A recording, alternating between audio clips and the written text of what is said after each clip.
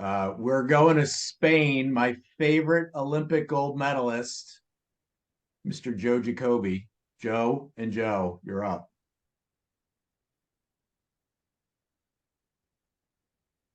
Hey, Joe, thank you so much for being here today. And I joined the call a little bit late today, but something that I was just curious about, I love, you're, you really have an amazing way of communicating with people.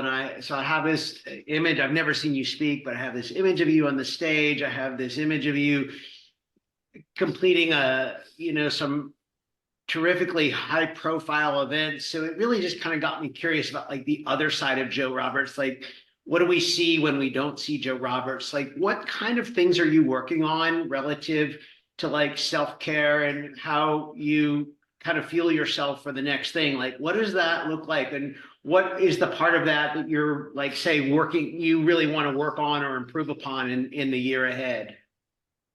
Yeah, great question, Joe. I can look great for a podcast, and I can look great for a 90-minute keynote. No problem. All of us can. I'm working on patience. I'm working on being okay in the process. I always want the next thing. So I don't know how to do that meditation, sit on a pillow, be at peace with the world around us. For those that have accessed and practiced their way into really good mindfulness and sitting, I'm in awe of that. What I do is I just pick a new carrot to chase. And it's sort of that high performance thing. It's like I can't make the noise stop. So I hang a new carrot. On the self-care stuff, I'm trying to always improve on diet and exercise because they really impact my mental health. When I get busy going from airport to conference, it's tough to stay and be healthy. But I need to stay and be healthy in order for me to deliver my very best. I've got big, audacious goals, and I want to achieve them in a shorter timeline than is reasonable. And so that creates a lot of pain and suffering in my life. And I have to just be okay with the process. I'm hoping that one day, Joe, I'm okay.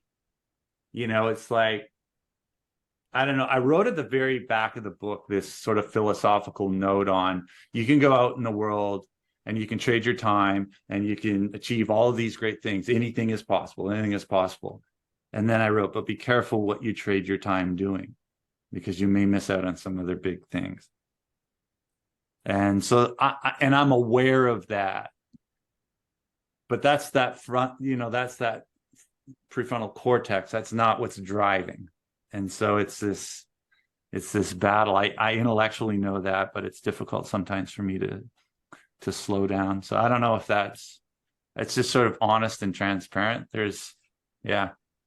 It's wonderful. I think, here at the Outlier Project, we often cut the questions and then the response into these little videos. And I'm excited to see the clip from this one because I think you just had like three really good book ideas in that response, and which wasn't the goal of the question. But one thing that did strike me and I think about a lot is that I think it can be really tempting for us to, when there's noise, to think about, oh, wouldn't the world be better if the noise went away? And we start to like want the noise to go away versus just becoming more aware of what, when the noise shows up and how it shows up and how we can respond.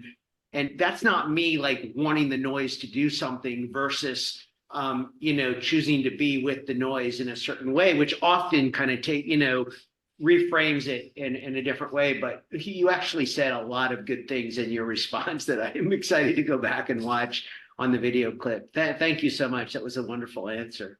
Yeah. Thanks, Joe. The thing that I've been blessed is I've been around a lot of really high performance people.